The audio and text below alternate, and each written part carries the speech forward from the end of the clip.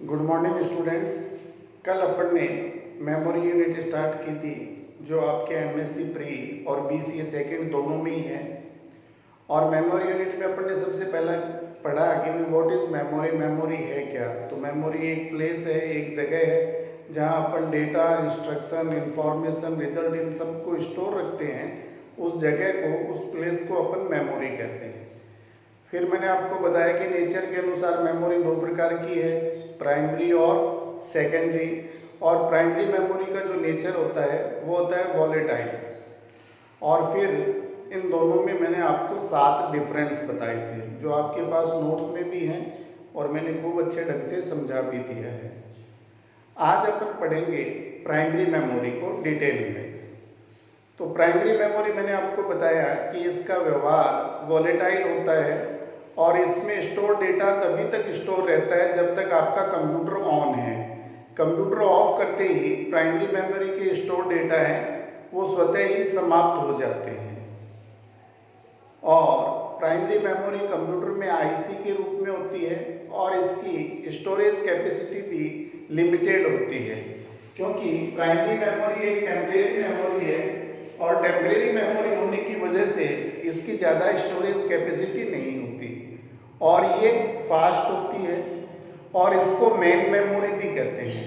Main memory इसलिए कहते हैं क्योंकि प्रोसेसिंग से पहले जो डेटा लिया जाता है वो प्राइमरी मेमोरी से ही लिया जाता है और प्रोसेसिंग के बाद जो रिजल्ट दिया जाता है वो भी प्राइमरी मेमोरी को ही दिया जाता है, इसलिए इसको मेन मेमोरी कहते हैं। प्राइमरी मेमोरी को इंटरनल मेमोरी भी कहते हैं क्योंकि ये कंप्यूटर में आईसी के रूप में होती है, इंटीग्रेटेड सर्किट के रूप में।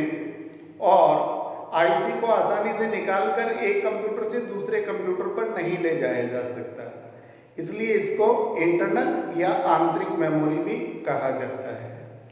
अब प्राइमरी मेमोरी को ही मेन मेमोरी कहते हैं और ये दो प्रकार की होती है, रैम और रोम।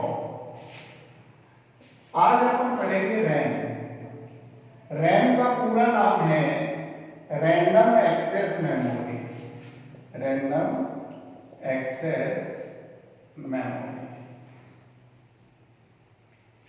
एक्सेस का मतलब होता है कि डेटा को रीड और राइट करने का प्रोसेस या तरीका। एक्सेस का क्या अर्थ होता है कि डेटा को रीड और राइट करने का तरीका, उसके लिए एक्सेस वर्ड यूज किया है।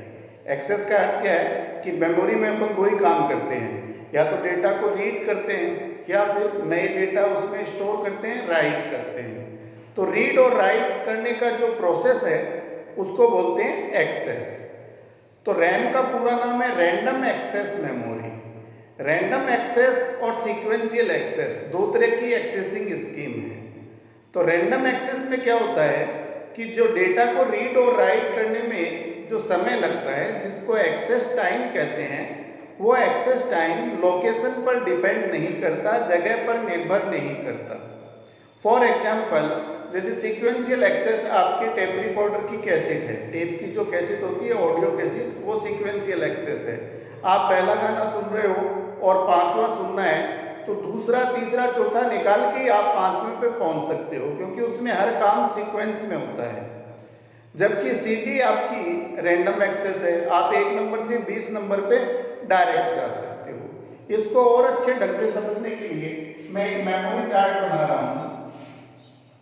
इस मेमोरी चार्ट में यहाँ डेटा अलग अलग सेक्टर में स्टोर है। अब हेड यहाँ पे रीड कर रहा है, उसके बाद उसको यहाँ रीड करना है, उसके बाद यहाँ करना है। तो सीक्वेंशियल एक्सेस में क्या होगा, जैसे ही ये डेटा रीड करेगा फिर इस सेक्टर को रीड करेगा, फिर यहाँ पहुंचेगा, ठीक है। और इसको रीड करने के बाद फिर यहाँ आएगा, फिर यहाँ पहुंचेगा। तो इसको रीड करने में तो समय कम लगेगा क्योंकि ये डेटा नजदीक है, लेकिन इसको रीड करना है तो इन सबको क्रॉस करते हुए यहाँ पहुंचेगा, तो इसको समय ज्यादा लगेगा। किसमें? सीक्वेंशियल एक्सेस में। लेकिन रैंडम एक्सेस में क्या होगा कि यहाँ से डेटा रीड करके ये डायरेक्टली यहाँ जाएगा और यहाँ भी डायरेक्टली आएगा। तो चाहे यहाँ डेटा रीड कर रहा है या यहाँ रीड कर रहा है, सेम टाइम लग रहा है। कहने का मतलब कि रैंडम एक्सेस मेमोरी में जो एक्सेस टाइम है, जो डेटा को रीड और राइट करने में समय लग रहा है, वो लोकेशन पर डिपेंड नहीं करता, जगह पर निर्भर नहीं करता। चाहे डेटा नजदीक हो चाहे डेटा दूर हो, रीड और राइट करने में उसको सेम टाइम लगता है। क्लियर होगी ना बात? तो एक्सेस टाइम सेम लगेगा दोनों को रीड और राइट करने में।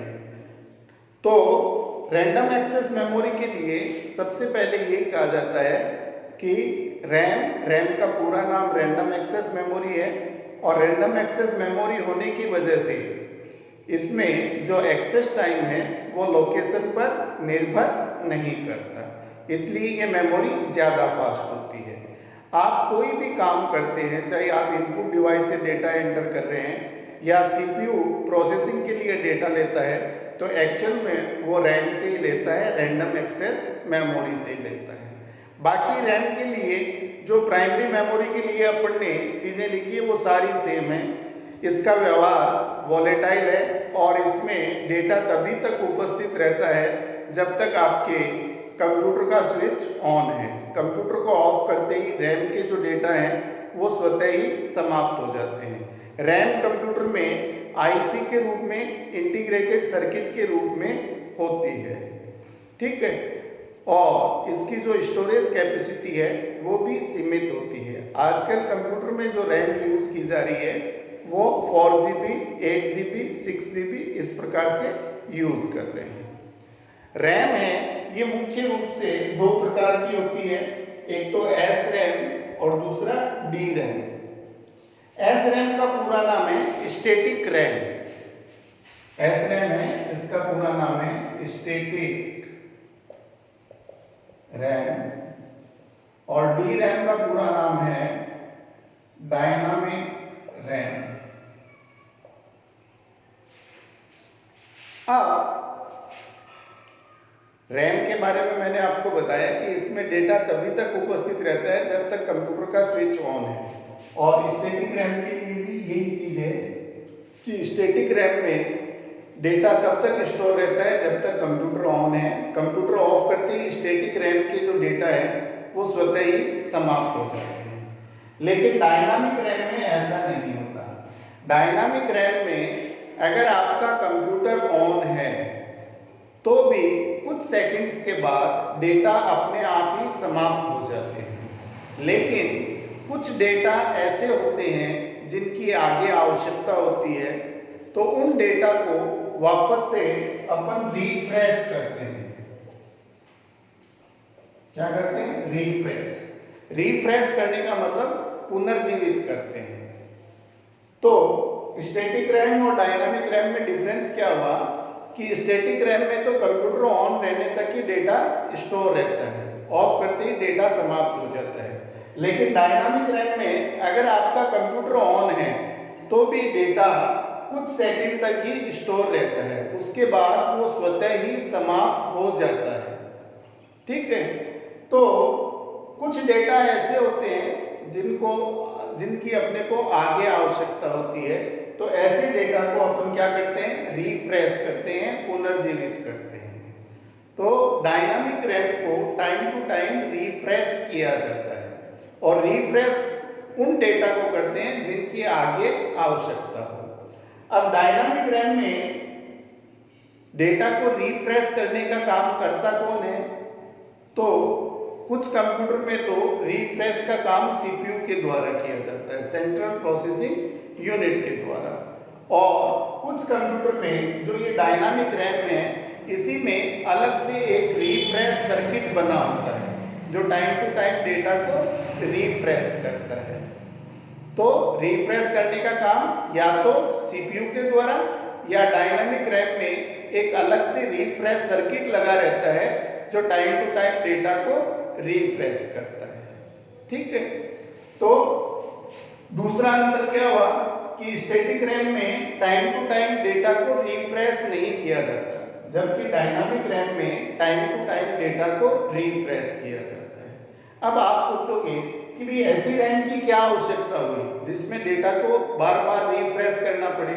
इससे अच्छा तो स्टैटिक रैम है कि कंप्यूटर ऑन हो गया और जब तक ऑफ नहीं होगा इसमें डेटा स्टोर रहेंगे। देखो स्टैटिक रैम है ये आती थी पुराने कंप्यूटर में, क्योंकि पहले कंप्यूटर पे काम करते थे 1 घंटा या 2 घंटा, लेकिन आजकल कंप्यूटर आज ऑन किया है तो 1 वीक तक लगातार उस पर काम चलता है और रैम की स्टोरेज कैपेसिटी कम होती है।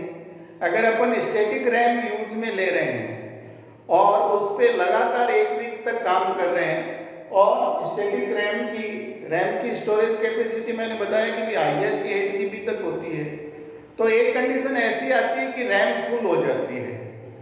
रैम में लगातार डेटा स्टोर रहते हैं, कंप्यूटर ऑफ नहीं करेंगे तो डेटा स्टोर ही रहेंगे, तो रैम क्या होती है कि फुल हो जाती है। उस केस में आपका कंप्यूटर स्लो हो जाता है और उसके बाद भी अगर आप काम करते रहे तो एक कंडीशन ऐसी आएगी कि आपका कंप्यूटर हैंग हो जाएगा।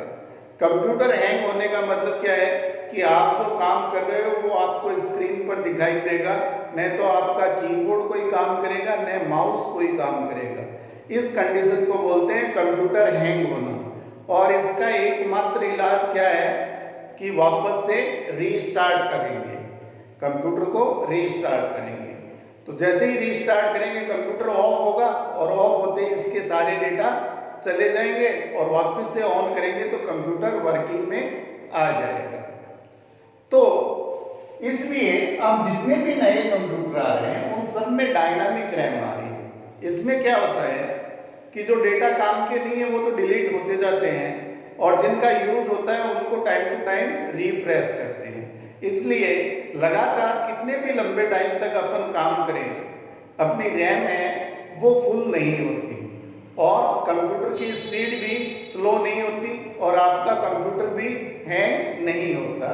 इसलिए डायनामिक रैम का यूज किया जाता है। स्टैटिक रैम पुराने कंप्यूटर में आती थी, अब जितने भी नए कंप्यूटर आ रहे हैं उन सब में DDR डायनामिक रैम है वही आ रही है और इसी वजह से कंप्यूटर हैंग नहीं होता, चाहे आप कितने भी लंबे समय तक उसमें कार्य करें। तो इसमें एक दफे क्वेश्चन आया हुआ है कि भाई स्टैटिक रैम और डायनामिक रैम में डिफरेंस बताइए। तो पहला डिफरेंस तो मैंने आपको बताया कि स्टैटिक रैम में तो तब तक डेटा स्टोर रहते हैं जब तक कंप्यूटर ऑन रहता है, जबकि डायनामिक रैम में कुछ सेकंड तक ही डेटा स्टोर रहते हैं। डायनामिक रैम में डेटा को टाइम टू टाइम रिफ्रेश किया जाता है, जबकि स्टैटिक रैम में डेटा को टाइम टू टाइम रिफ्रेश नहीं किया जाता है। ठीक है, स्टैटिक रैम में लगातार काम करने से सिस्टम स्लो हो जाएगा और सिस्टम हैंग भी हो जाएगा, लेकिन डायनामिक रैम में आप कितने भी लंबे समय तक काम करो न तो सिस्टम स्लो होता है और न ही सिस्टम हैंग होता है। ये अंतर है। इसके बाद स्टैटिक रैम है ये कॉस्टली है क्योंकि अब ये बन ही नहीं रही है और डायनामिक रैम है ये स्टैटिक रैम की तुलना में चीप है, सस्ती है। स्टैटिक रैम है ये फास्ट है, डायनामिक रैम है ये स्लो है। ठीक है, अगला अंतर स्टैटिक रैम में लाइट कंजप्शन ज़्यादा है, विद्युत खर्च ज़्यादा होता है, जबकि डायनामिक रैम में लाइट कंजप्शन या विद्युत खर्च कम होता है। तो मेनली ये 5-6 अंतर हैं जो अपन लिख सकते हैं स्टैटिक रैम और डायनामिक रैम में। तो पहला अंतर मैंने आपको क्या बताया कि स्टैटिक रैम में तो कंप्यूटर ऑन रहने तक डेटा स्टोर रहता है, लेकिन डायनामिक रैम में कुछ सेकंड तक डेटा स्टोर रहता है और डायनामिक रैम को टाइम टू टाइम रिफ्रेश किया जाता है, जबकि स्टैटिक रैम को टाइम टू टाइम रिफ्रेश करने की आवश्यकता नहीं होती। फिर अगला अंतर बताया स्टैटिक रैम फास्ट है, डायनामिक रैम स्टैटिक रैम की तुलना में स्लो है। अगला अंतर बताया कि स्टैटिक रैम में अगर अपन लगातार काम करते हैं तो ये फुल हो सकती है, इससे सिस्टम स्लो हो सकता है, सिस्टम हैंग हो सकता है। लेकिन डायनामिक रैम में अगर अपन लगातार कार्य कर रहे हैं तो न तो ये सिस्टम को स्लो होने देती है और न ही सिस्टम को हैंग होने देती है। इसके बाद अगला अंतर बताया कि स्टैटिक रैम में विद्युत खर्च ज़्यादा है, लाइट कंजप्शन ज़्यादा है, जबकि डायनामिक रैम में लाइट कंजप्शन स्टैटिक रैम की तुलना में कम होता है। फिर एक अंतर मैंने कॉस्ट का भी बताया कि स्टैटिक रैम है ये कॉस्टली है जबकि डायनामिक रैम स्टैटिक रैम की तुलना में चीप है। तो ये 6 अंतर है जो स्टैटिक रैम और डायनामिक रैम को अलग अलग करते हैं। तो रैम मैंने खूब अच्छे ढंग से बता दिया, इसका पूरा नाम रैंडम एक्सेस मेमोरी है। और रैंडम एक्सेस का अर्थ क्या है कि जो एक्सेस टाइम है वो लोकेशन पर डिपेंड नहीं करता, जगह पर निर्भर नहीं करता। इसमें चाहे डेटा कितना ही दूर हो, कितना ही नजदीक हो, इसका एक्सेस टाइम है वो सेम रहता है। ठीक है, डेटा को रीड राइट करने में जो समय लगता है वो ज्यादा नहीं लगता। इसके बाद मैंने आपको बताया कि रैम है ये 2 प्रकार की होती है, स्टैटिक रैम और डायनामिक रैम। और इन दोनों को खूब अच्छे ढंग से मैंने आपको समझा दिया है। बाकी नोट्स के अंदर भी ये सारी चीजें लिखी हुई है, आप वीडियो को देखते हुए एक दफे नोट्स पढ़ लें। इसके बाद अगली मेमोरी है रोम। रोम का पूरा नाम है read only memory. Read only memory. Read only का अर्थ क्या है कि इसमें स्टोर डेटा केवल और केवल रीड किया जा सकता है।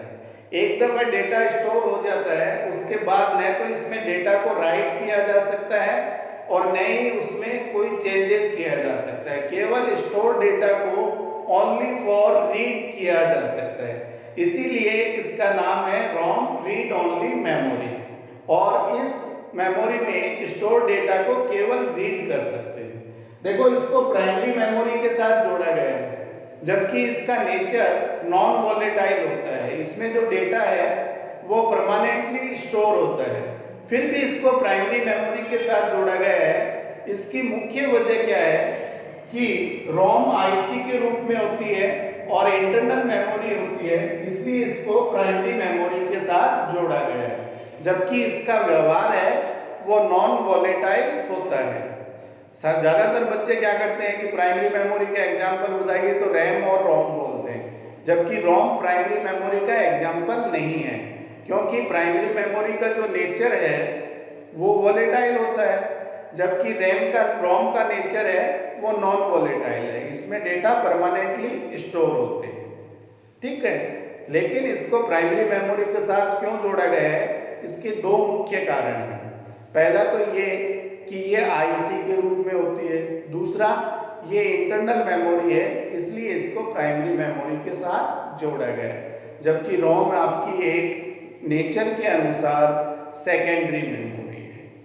तो रोम है, इसका पूरा नाम रीड ओनली मेमोरी है और इसमें कंप्यूटर की जो भी निर्माता कंपनी है वो कंप्यूटर हार्डवेयर चेक करने के छोटे छोटे प्रोग्राम इसमें स्टोर करके देती है और उन प्रोग्राम को बोलते हैं यूटिलिटी प्रोग्राम्स। जैसे ही अपन कंप्यूटर ऑन करते हैं तो सबसे पहले जो रोम के प्रोग्राम हैं वो रन होते हैं और वो चेक करते हैं कि इनपुट डिवाइस में कीबोर्ड है या नहीं, माउस है या नहीं। उसके बाद मेमोरी पार्ट को चेक करती है कि भाई फ्लॉपी डिस्क है या नहीं, हार्ड डिस्क है या नहीं। तो ये रोम के अंदर जो प्रोग्राम है वो कंप्यूटर की जितनी भी इनपुट आउटपुट डिवाइसेज हैं उनको चेक करते हैं। इसीलिए रोम का दूसरा नाम है बायोस। रोम को बायोस के नाम से भी जानते हैं, BIOS, और इसकी फुल फॉर्म है बेसिक इनपुट आउटपुट सिस्टम, क्योंकि इसमें स्टोर डेटा है वो इनपुट आउटपुट डिवाइसेस को ही चेक करते हैं। कंप्यूटर ऑन होते ही देखो डेस्कटॉप नहीं आता, आपका वर्किंग एरिया नहीं आता। कंप्यूटर ऑन करते ही आपको कुछ कैलकुलेशन सी चलती हुई दिखाई देती है और कुछ समय के बाद आपका वर्किंग एरिया या डेस्कटॉप आता है। डेस्कटॉप की डेफिनेशन यही है कि डेस्कटॉप एक वर्किंग एरिया है जो ऑपरेटिंग सिस्टम से सिस्टम को बूट होने के बाद आता है।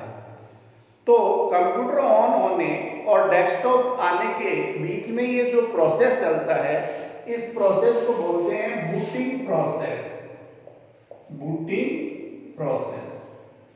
और कंप्यूटर ऑन करते ही अगर आपसे कोई पूछे क्या चल रहा है तो ज्यादातर लोग क्या कहते हैं कि बूटिंग प्रोसेस चल रहा है। बूटिंग प्रोसेस में 2 प्रोसेस होते हैं। पहला प्रोसेस जो रोम के प्रोग्राम हैं ये रन होते हैं और कंप्यूटर की इनपुट आउटपुट डिवाइस और मेमोरी को चेक करते हैं। सेकंड प्रोसेस में जो आपकी हार्ड डिस्क में या सेकेंडरी मेमोरी में ऑपरेटिंग सिस्टम की जो बूटेबल फाइल्स है वो सारी आती है रैम के अंदर, प्राइमरी मेमोरी या रैम के अंदर आती है। और ये दोनों प्रोसेस कंबाइंड रूप से मिलके क्या कहलाते हैं, बूटिंग प्रोसेस। तो रोम के अंदर होता क्या है कि कंप्यूटर की जो निर्माता कंपनी होती है वो कंप्यूटर हार्डवेयर को चेक करने के छोटे छोटे प्रोग्राम स्टोर करके देती है और इन प्रोग्राम्स को बोलते हैं यूटिलिटी प्रोग्राम्स।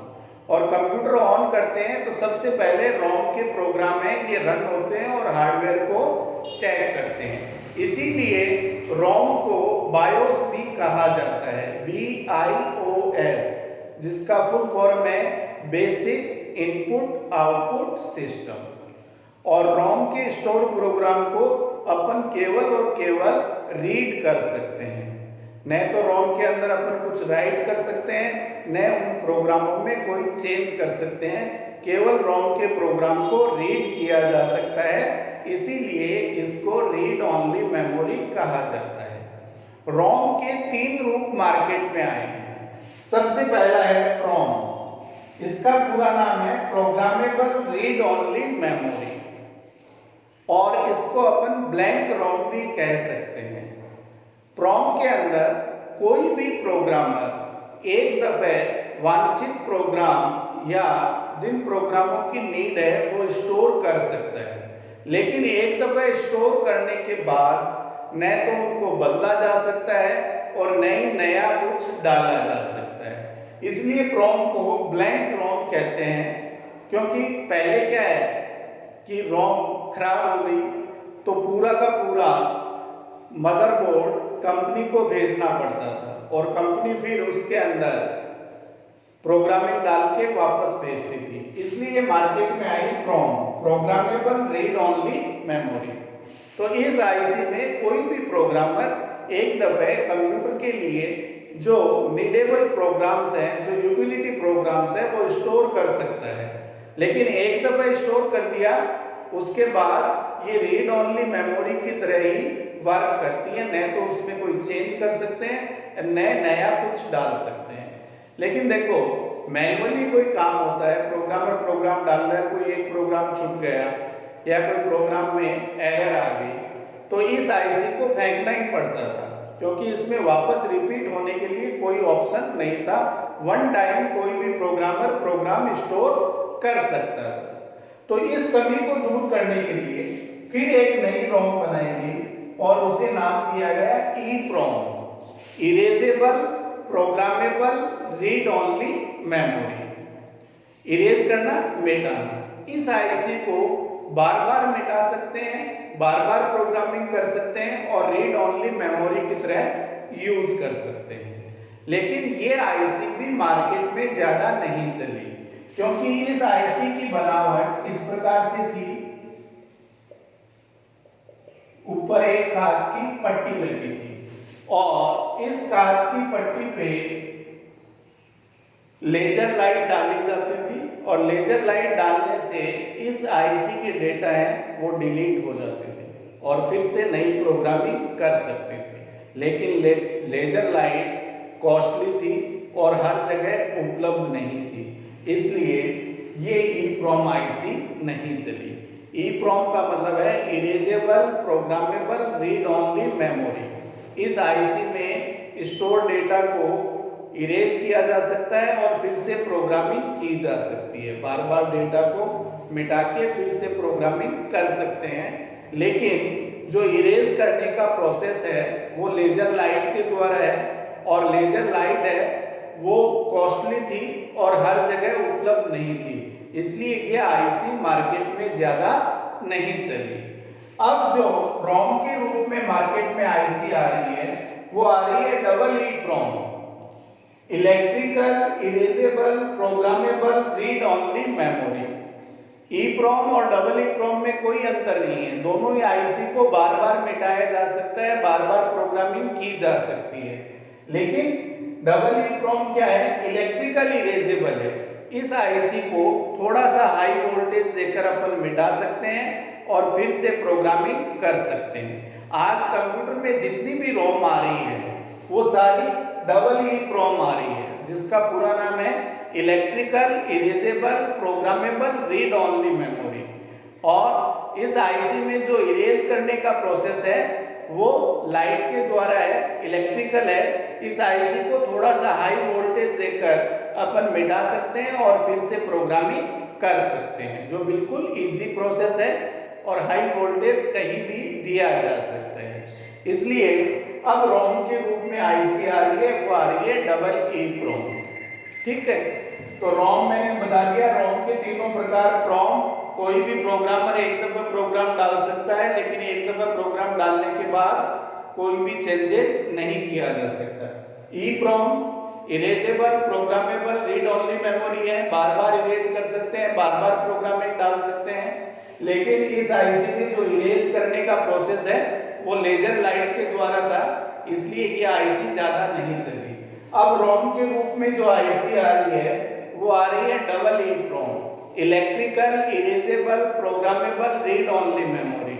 इस आईसी को थोड़ा सा हाई वोल्टेज देकर मिटा सकते हैं और फिर से प्रोग्रामिंग कर सकते हैं। तो ये है पूरी रोम फैमिली, और इसके नोट्स में आप पढ़ लेना। वीडियो को देखोगे तो आपको खूब अच्छे ढंग से समझ में आ जाएगी। बाकी का कल देखेंगे। Have a nice day. Thank you.